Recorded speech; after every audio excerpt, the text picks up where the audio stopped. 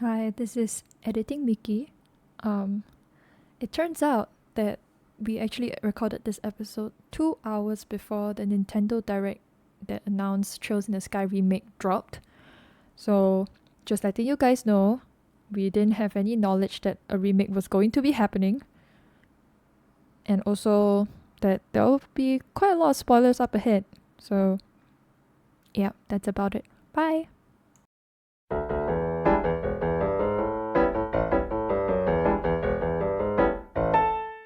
Hi! Glad you could make it today. I'm Mickey and you're listening to the Obsession Report. Let's talk about things that keep us up at night. In a good way, of course. So, today's episode, we are talking about the Trails series. This episode will focus on Trails in the Sky because there are way too many things to talk about in one episode. And let me just get into what Trails in the Sky is all about first so that you have some background information and you can join us in our chat. So Trails is a turn-based JRPG series by Falcom and is technically a spin-off from the larger Legend of Heroes franchise. It's situated in a science fantasy universe, often covering deep topics that mirror real-life events. All the games take place on the fictional continent of Zemuria, consisting of various countries with their own political structure and culture. As of this episode, there are 11 Trails games released in English, with Daybreak being the newest edition, and all 11 games are interconnected. So it's not like the Persona series or the Final Fantasy series where each edition is mostly standalone with cameos. Each game takes place within a few in-game years of each other, with some games taking over the same period of time as others. This creates a sense of continuity and often shifts in different perspectives as we see the same events take place from very different viewpoints. So Trails in the Sky specifically takes place in the Liberl kingdom, and it is the first arc of the whole series. We followed the story of Estelle and Joshua, as you can see in the picture. They are both standing right in front. Then they are both training to be bracers. And you can think of bracers kind of like fixers, except more clean and mainly for citizens. Think of them as good mercenaries whose goal is to help and protect the citizenry.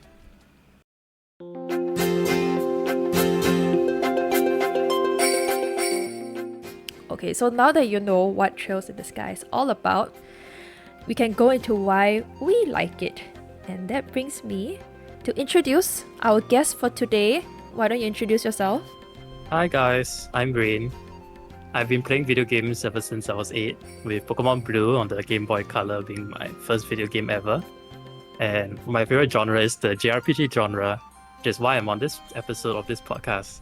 My favorite JRPG franchises ranges from the Final Fantasy series, the Persona series, the Fire Emblem series, and of course, the Legend of Heroes Trails series, which is what we are going to cover today. Woohoo! Yeah! Rain actually got me into video games and Trails, so the reason why we have this episode and the podcast in the first place is because of him. Yep, thank you. I attribute my influence onto your gaming experience. It's throughout the true. years. It's true. Okay, so Yes. let's talk about why we like Trails in the Sky specifically. No other games in the series just yet. No spoilers, just Trails in the Sky. So there are some things that we both like and some things that we like a little bit more than the other person. So let's just start with what we both like equally. And I think the first thing that we both like equally are the NPCs, right? Yes, I think it's one of the few games where the NPCs are actually given good characterization, and like you're actually excited to learn more about their little short stories as you go through the main relevant plot. Because most other JRPGs or even games in general, the NPCs are usually just background characters. Yeah.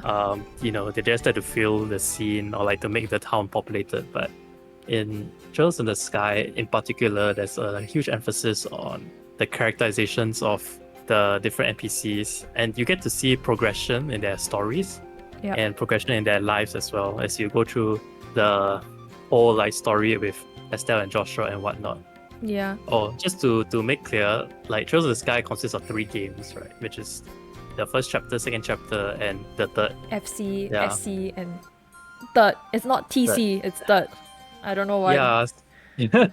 Yeah, so you can think of it as really like a trilogy in the sense of this first arc. Yeah. And that's because first chapter and second chapter are actually two parts of the same game, just that they got split into half, probably due to Falcom not having enough time and like the story being too big. I think there's some like notable NPCs that we can think of. Let's just like focus on Sky, because there's a lot of NPCs that basically carry on for the whole series, the whole Legend of Heroes Trails series, up to the newest edition. And I think one NPC or two, actually there are a pair that we can both think of is Anton and Ricky, alright? Anton and Ricky. Oh, I thought you said that we weren't focusing on the other arc. So I mean, just, yes, but yeah. they also appear in Sky, so we can talk about them. We just don't talk about what happens after Sky, okay? So, yeah, I mean, Anton and Ricky are like the most memorable NPCs, I think, because they appear at like different parts as like semi-comic relief, I guess. Yeah, they start out like that, but then it turns out if you actually take the time to talk to them and learn about their story, they actually have their own story arc going on alongside our main characters, which is amazing. Yeah, basically, I mean, Anton has a crush on basically every girl that he comes his way because he's in his quest to find love, and Ricky's sort of just like his best friend at the side. Best bro. If I'm not mistaken, there's actually an achievement tied to talking to them or something. Yes, there is an achievement in if you actually talk to them and learn all their stories, you get an achievement on Steam, which is pretty amazing. I don't think a lot of people have gotten it just because there's a lot of backtracking that you have to do. But if you're interested, you can go and talk to them, find out more about his love life. Yeah, I mean, that's one big thing about the NPCs is like spoiler, they do get carried over to the other games as well. So like you can play like cameo roles and then like sort of see if you can spot them in the other games if you remember. Yes. So I think that's kind of fun. I think it's overall, but beyond that, like I also like Mayor Maybell. Oh, because you know she's kind of funny, and her maid Lila also. Yeah. Which I think spoiler, she's going to come out in Daybreak 2, I think.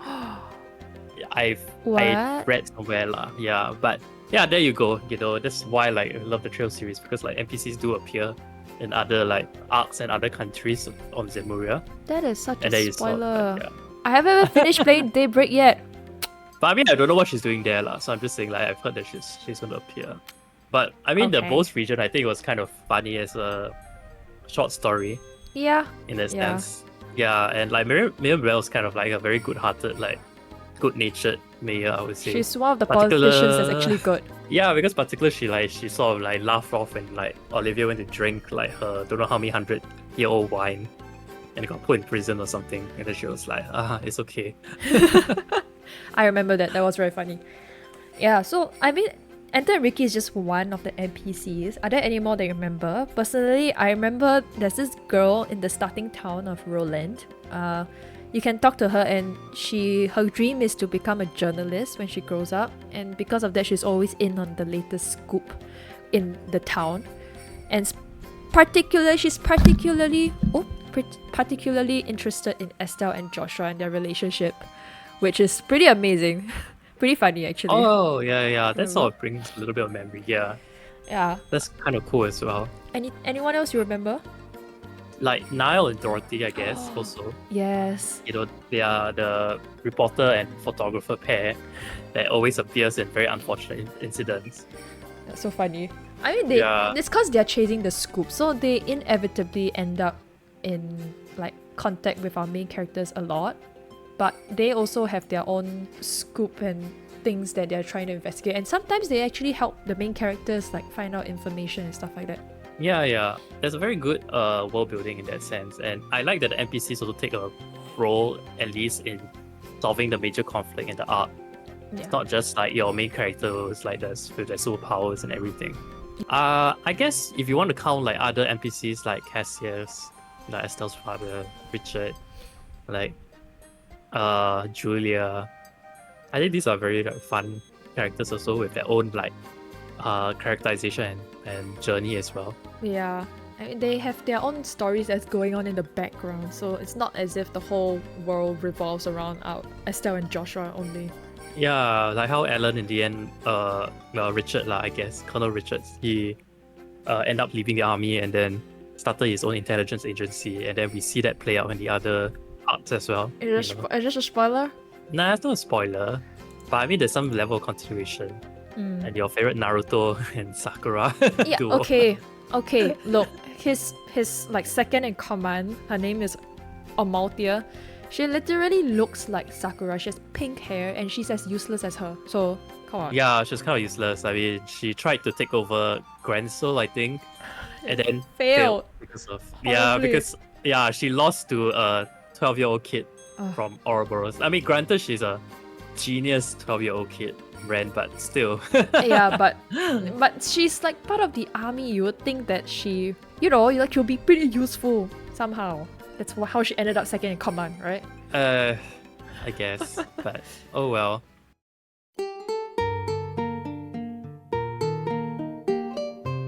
Okay, I guess then we can move on to the second thing that we both like equally, which is certain characters. So we're going to certain characters that we both like equally as much, and one of them definitely comes to mind. Can you read my mind? Do you know who I'm talking about? Oh, it's our charming little bard from Erebonia. Yes. Olivier Lineham. Olivier! He's actually in the Yes. picture, so he's kind of on the all the way to the left at the back. So if you are watching on YouTube, you'll be able to see who I'm talking about. Yeah, I mean, Olivier is like, well, on the Falcom Reddit, like best character for Yes. everything. Everyone agrees. Like even if you haven't met him yet, he is your favorite character. Trust me. Yes, you just have not found him yet. Yes. But once you find him, he'll be your favorite character for life. For sure. So, Yeah. what do we like about Olivier? Why is he amazing? His introduction is very unique in a way to the party. You know, we're talking about like when you meet him, he's thrown in jail because Mayor Mabel's like he drank Mayor Mabel's like super old like expensive wine, and then he's just like, oh, Oh it's dear, okay. dear like, oh oh dear me. me. Oh Yeah. dear, I've been thrown into the slammer. Won't you help me out, my dearest friends? Yeah, he's such a hippie. Then, Oh, but he's like a flamboyant hippie. He's just so funny because he's so oblivious, but at the same time not oblivious. Like he kind of he's used pretending to be all oblivious. he's pretending to be oblivious, and this is not really a spoiler because you do end up you do find Finding out out. that he's not as oblivious as he seems, but his actual character is like the way he carries himself. That's actually how he is like in real life. Yeah, but he's actually very sharp as well, Yeah, so politically. very I mean, actually, it's not a spoiler, right? You get to see him as the Prince of Erebonia in second chapter. yeah. Yeah, but I mean, back to Olivia.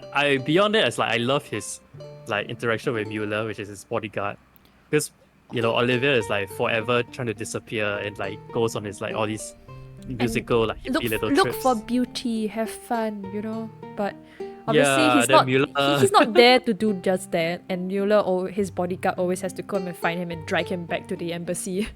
Yeah, like literally dragged him by like the collar or like the ear, which is very funny. It's so Yeah. funny.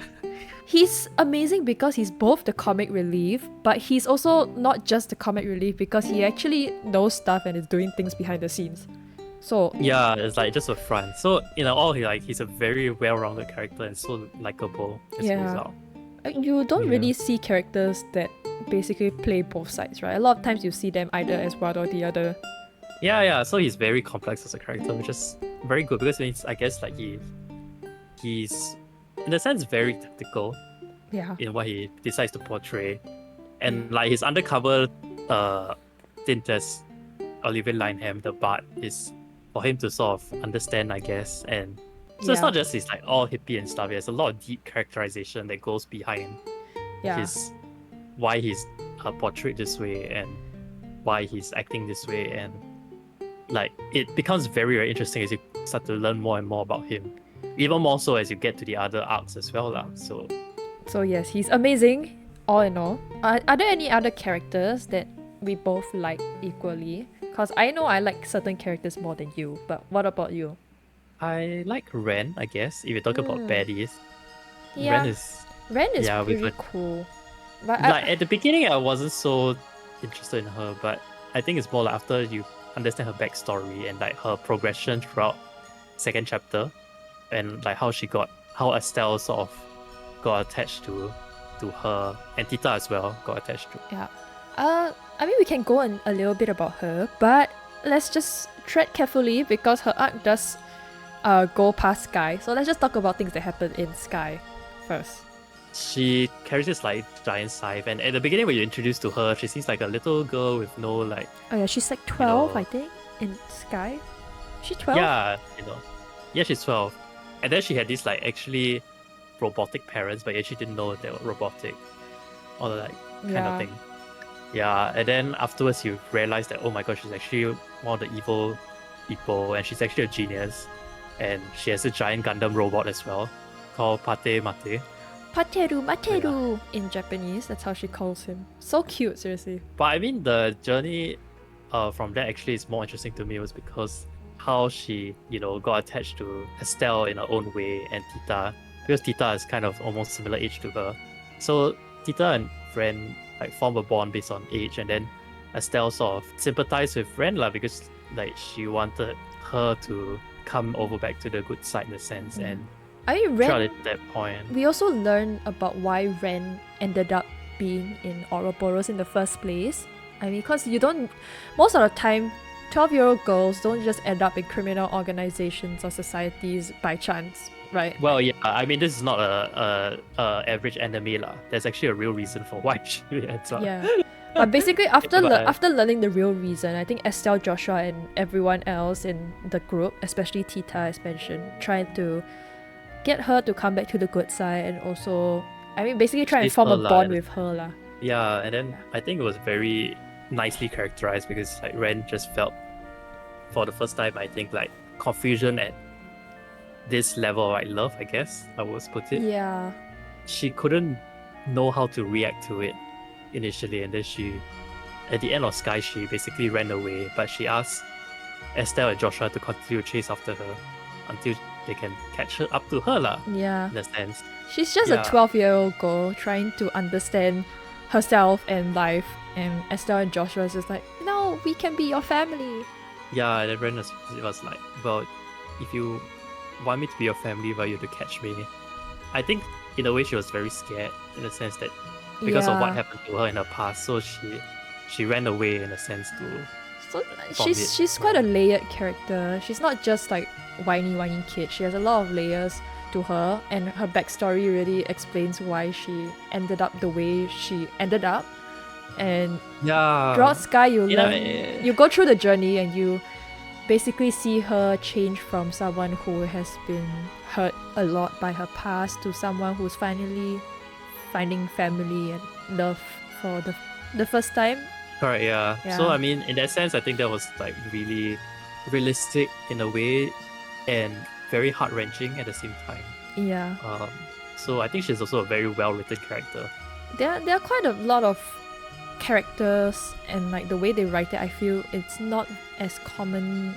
Like you don't see it very much in other JRPGs. Characters that are as layered as like Olivia and Ren. Yeah, but to be fair, I mean, Trails itself is unique in the sense it's very ambitious.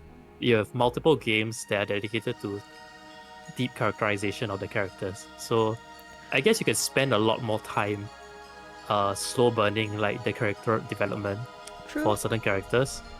Yeah. So I think that's the advantage of why Trails is successful because it does have that longevity in terms of the number of games, and they have that time to develop the characters from their initial introduction to where they are currently.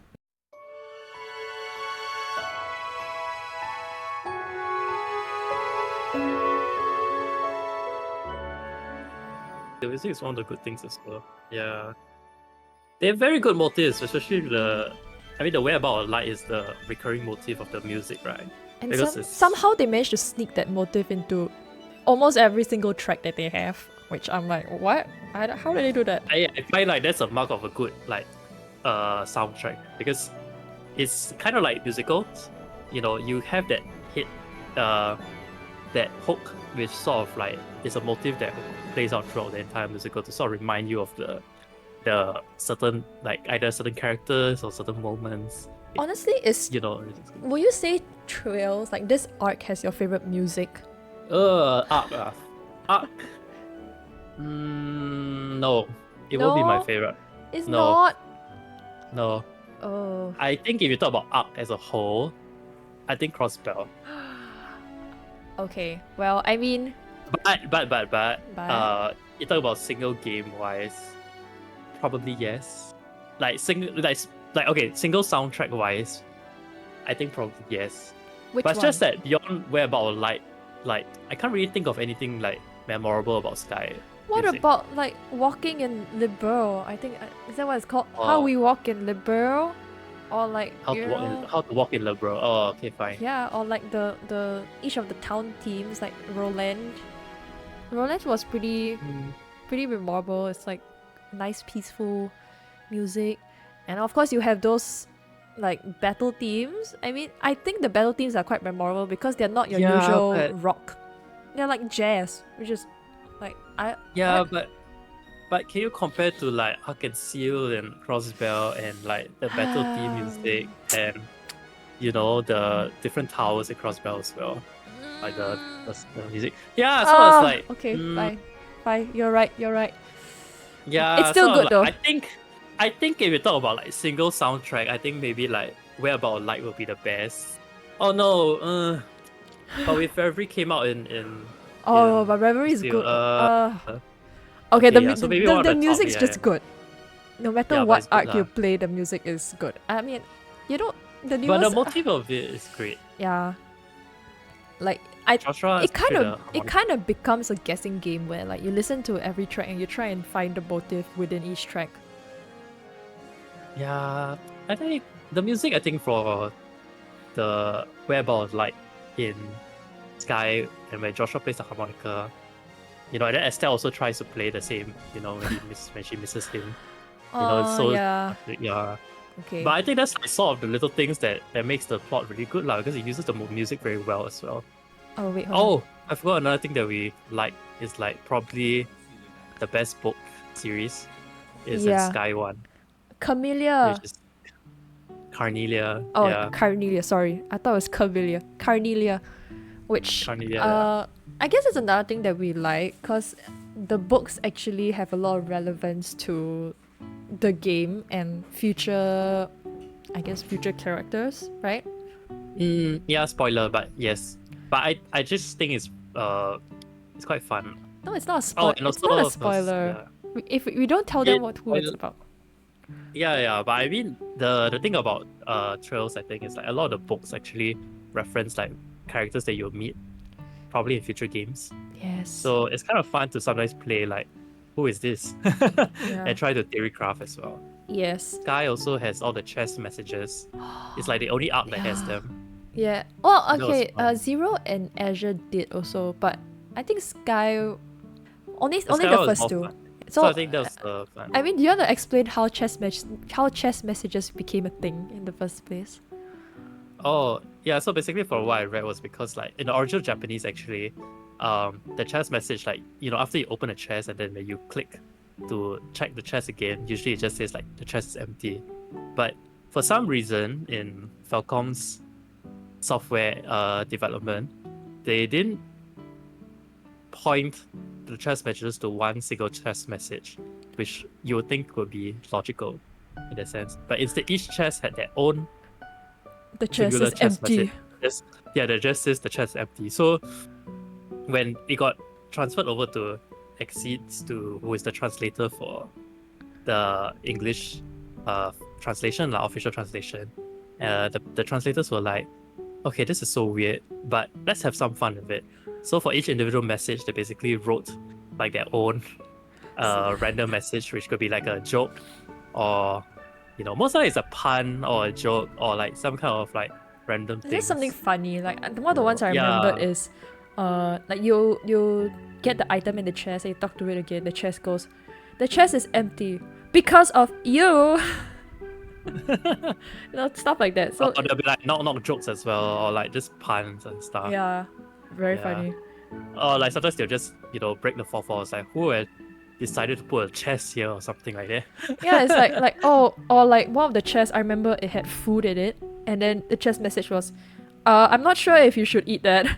Yeah. So I mean, these sort of funny things are Yeah. there as well.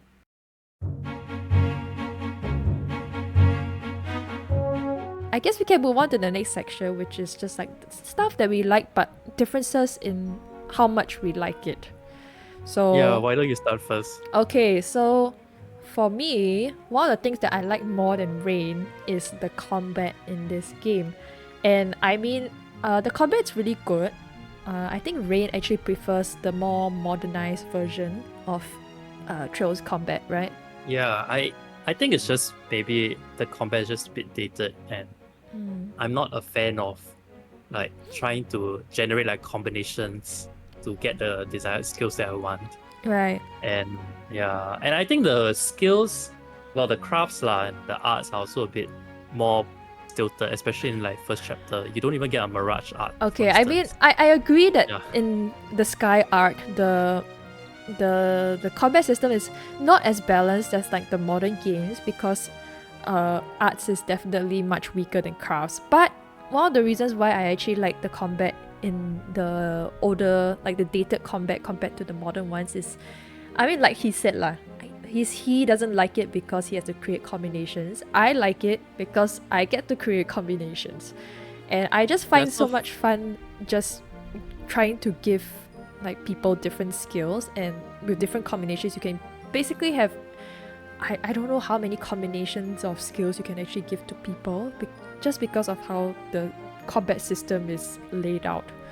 Yeah, I mean, for listeners who are not familiar, basically you have all these quads, which are basically, I can think of it as similar to like Final Fantasy VII material, and each quad has like certain elements tied to each.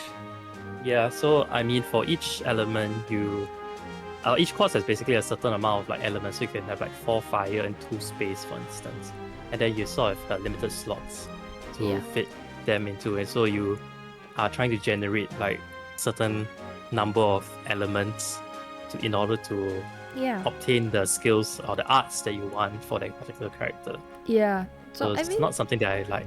I like it a lot because it really requires your brain to come up with the right combination to get the skills that you want.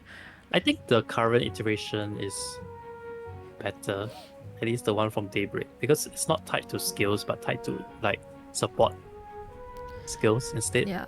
So maybe I find that a bit better because like it's less, I guess it's more fun for me than rather trying to find the perfect skills to get. Yeah, I mean, I admit if you don't really want to go through that hassle, the modern games are much better. They streamline the process for you essentially. Instead of asking you to deduce and come up with your own separate values, they give you quads with certain moves on it. I think this one's just up to personal preference. I like it more, he likes it less. I think that's mainly the difference. Okay. But you have to also note that it came out in 2004. So. Okay. Yeah. It is a little bit dated. It's like 20 years old as of this year. Oh, time flies. But yes. Okay, I guess we can move on to the second aspect, which Rain actually likes a lot more than me. So why don't you talk about why you like it more? I won't say actually I like it more in a sense, but I think I find it better crafted at some of the other arcs. I would say. So, I know you like it more than me. I know that for sure. So yeah, I do like it more because I think in a sense like all beginner arcs usually are difficult because you always spend a lot of time like world building, and then usually the story isn't very compelling compared to the later one because it hasn't reached that build up. But they managed to make a very compelling story in terms of like the Aurel. Yeah, so I mean for that part, the Almost Shutdown is a very self-contained story, I think, which is very important to setting up the entire narrative arc for the whole Zamorella. I think so, at least based on what we've seen. Because they first introduced the concept of Ouroboros, which is like the big society, and like the organization within it. So you have like the Grandmaster, and then you have the 7 Inquisitors, and then the Enforcers. and you only get to see part of it. Like we only know like Anguish number 3, and Yeah. a few of the enforcers only. So I think we only see like 5 enforcers as well. But we know there's like much more lah. So or 6 actually. Sorry, 6 enforcers. Is it 6? Yeah. Yeah, I think because you have Campanella, who's 0. Right. I Then you forgot have about him. Louvet, which is 2. Luciola. Walter, Luciola, Ren. Ren, Joshua, Oh, right. Okay. and yeah. and Blue Blanc actually. So 7. Yeah, but Blue Blanc is more of a... He's more... I like to think of him as like a kind of like a joke enforcer as of this point. Yeah, I mean, in a sense, but also the point is like each enforcer sort of mirrors actually your party members in a way. And then the stories are told through the perspective of your party members as well, with the opposite being the enforcer. So what I mean is like, because for instance, like Sherazade, which is your party member and basically your first mentor in the first chapter, has a history with Luciola.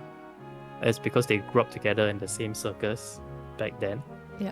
And then you get to see how they interact and like get to learn more about Shehrazade's history through the interactions with Luciola and how did they split in their paths to become this way. Yeah. So it's there's a lot of mirroring actually if you're into lit, where like Sherazade is sort of a mirror of Luciola. Same as Zin and Walter, because they were both trained under the same master. I guess They're one Tita and Ren. Will you say Tita and Ren? In a way, Tita and Ren as well. Yeah. And then you have Joshua and Louvet as well, because Joshua and Louvet also both grew up in the same hometown and they both faced the same tragedy, where basically the entire village was slaughtered with the exception of like 3/4 people. Kids that are left, and they both witnessed such intense trauma when they were young. And then of course you have the joke hero, which is like Olivier and Blue Blanc. They both love beauty, so they get along very well. They both get along very well and all these kind of things So in a sense, like this nice mirroring also like adds to that character development that I like for the story. And then when you opened up the idea of this is actually the Aureal, it's just like actually a gigantic ancient civilization infrastructure in the sky that the Liberl ancestors came from. And then you get to learn more like the history of what happened, where basically the Aureal is called the Septarian of Space, and it was granting people's desires, not just desires that they actively wish, but desires that will precede them. And after that, they had to seal the Aureal away because it was basically became like a drug to the people who were living on the Aureal, because it became like, they became greedy. like a genie in a bottle. You could become greedy, selfish, and whatnot, and it was sort of brainwashing them in a way to become dependent on the Aureal. So the ancestors of the Liberl Kingdom had to seal away the Septarian of Space and basically come down back to Zamuriel Earth in a sense. Yeah. So you get to learn a bit more like the ancient history, which is not just ancient history because it actually plays also a big part of the world building. It still affects the present time when you are playing the game. Yeah, because you get to learn more of like what's happening in the past actually is affecting what's happening now as well. So in a way, it was a very nice self-contained story, yet still had so many strings that Falcom could pull on to further develop the plot as they were, which is to me a mark of a very good continuous story because you don't want one that's like too tightly written in the sense that you end up not having something that you can continue on as a sequel, which is a problem with a lot of like stories, and like movies where you finish already. Okay, you want to write a sequel, then you have to backtrack on your characterization. You have to retcon either that, or you have to come up with a plot point that didn't need expanding on.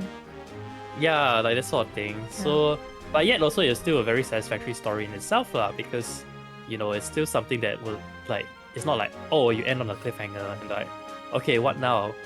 True. Like, if you're talking about the whole arc, as like the one continuous story, then yes, it doesn't end on a cliffhanger. Yeah. But I mean, personally, for me, the reason why I rank it lower is because, like, my own personal bias. I really like stories that are a little bit more, I don't know how to say this, not exactly like bigger in scale, but like stories that blow my mind. And like Trails in the Sky, I mean, it's a well-written story, but it didn't blow my mind as much as let's just say some other arcs and Trails and some other games that I've played. Like it didn't really stick with me as much. Like it wasn't as memorable as other stories, which is why I think I rank it a little bit lower. Yeah, but that's just my own personal bias speaking. It is a well-written story, so you know, some people might actually like it a lot more. Okay, so we talked about the story, and I guess the last thing that I like more than Rain is I actually like the characters in in Sky a lot more than, let's just say, like the other arcs.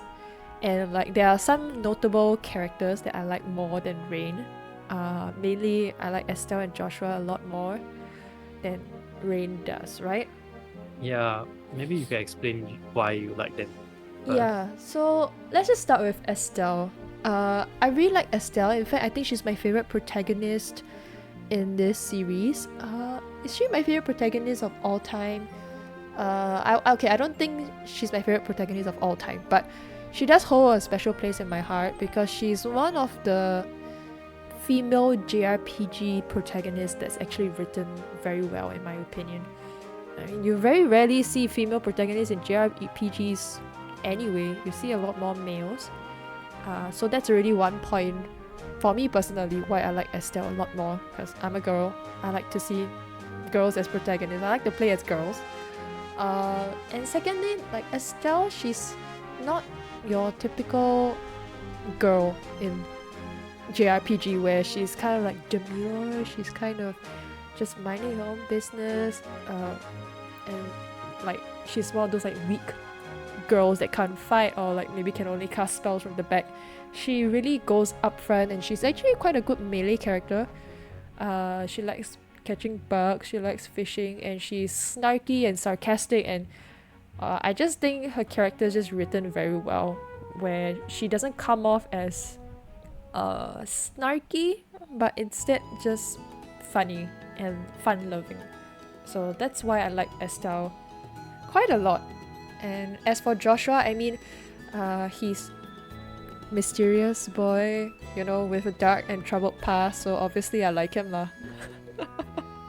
Not saying I don't like them, I mean, just talking just from my opinion, it's just, I think I just find them sweet but okay. Yeah. Estelle is very brash, and in a way, maybe sometimes I find her a little bit annoying. I do like Joshua a bit more than Estelle though, but then because like Joshua is a bit more like broody, you know, kind of idea maybe. He's a moody boy. Yeah, but it's a good foil to Estelle, I feel. Because Joshua Yeah. is very like moody. He's also, calm, like, collected, and she's a little bit more fiery, right? yeah. So that I think they sort of mirror each other very well in that sense. But I guess I don't know, it's just something about her, maybe it's just like she feels to me like she's a little bit dumb. I mean, okay, she does start out a little bit dumb, but she does grow into her own person, and she ends up being pretty amazing by the end of Sky. That I can agree lah. I think she does grow as a thing, but I think initially just like maybe it's just the impression. It seems like she's very bratty and like very like clueless, and like all she does is like yell at She's stuff. naive, right? I wouldn't call it naive. Maybe part of it, yeah. One thing I didn't like is that her fact that her S break is like single target for the longest time. Okay, but that's not her character. That's just her comeback kit. I know, but I think just plays around to everything. We're just like, you're so useless. Like, I want to kill this group of enemies, but you only can do it like one at a time. Like, Okay, fine. I mean, her move value was really low, so she will probably like spend more time moving than actually attacking. Yeah, but I guess like like I said, I don't really hate her. I don't think like it's just that I just don't like her as much. In fact, I think from the the playable cast of Guy. I don't really say I have a favorite besides Olivia, but that's a given. Like maybe Yes. Joshua would be the next one, but I feel like that's more from a character point of view in terms of like the moody like emo boy. Yes, kind of, everyone loves a moody emo boy, especially in JRPGs. Yeah, but he wasn't at the beginning though. It's only after like he realized his past through Wiseman like unhypnotized him. Yeah, then he became that but moody even in thing. the beginning, okay, he wasn't as moody in the beginning, but he was still like soft boy, you know? Yeah. And of course, like who can forget like the harmonica, Oh, Whereabouts of Light. yeah, he plays the Yeah. harmonica, serenades everyone. Yeah, so I mean characters wise I prefer Joshua lah. But again, if I look at the cast of characters, I don't think they're as strong as like some of the other arcs lah. So I think that's just my own like gripe with them. Yeah, I mean, it's just personal preference. As long as you like one of the arcs, gives you motivation to finish the whole series, which is a plus for any Trails fan.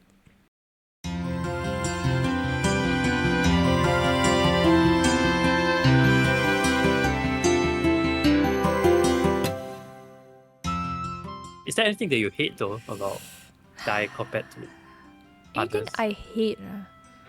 I won't say there's anything I hate because I actually played the Steam version, which had quite a lot of like quality of life features already. Anything I hate? I don't really hate anything in Sky. Not that I can remember. Hate's a very strong word. Or dislike lah, I guess. I mean, the thing I can dislike is basically like the combat, the antiquated combat and how you're forced to backtrack so much. Oh, okay. Because If you're talking the about that, design. then yes. I think the one thing I dislike is the amount of missables that you have in this game. And it's so bad that if you don't play with a guide, you're essentially just not getting the full experience of the game. Let me think. You had to backtrack to get the stupid books from. Not just the All the way stupid through the books. You have to tunnel. backtrack to talk to Anton and Ricky. Yeah, and then like sometimes the missables are like quick and you miss it, kind of thing. Yeah. Like even yes. the even the NPC sometimes lampshade this. Yeah. Sometimes you're like, why am I holding this book while fishing on the bridge? I don't know, but here you go. And you get yes, I remember. What's her name? Matilda in Bowls? Was it no, not Bowls. What's the one with the bad mayor? What's that region called? Run. Run. Yes. Like I remember, there's this NPC named Matilda, and she just basically sits on the bridge all day doing nothing, and all you have to do is just keep talking to her, and one day she'll be like, "Oh, I have a book in my hand. I don't know why I have this, but here, you can have it." Yeah. Oh, you backtrack all the way to the end of the which gate was it? I think Zi- the one to Velvet. it was the no, it was I remember the one that I am thinking of is you are in Zeiss, and then you have to backtrack all the way through the dark and damn cave to end up at the checkpoint to get a book, and then backtrack all the way Yeah. through the cave back to Zeiss and move on to the next town. Oh yeah. And my gosh, that's the worst thing ever. And like no fast travel, so you literally have to walk, and then at least there's no random encounters, but so you can sort of dodge enemies, but still.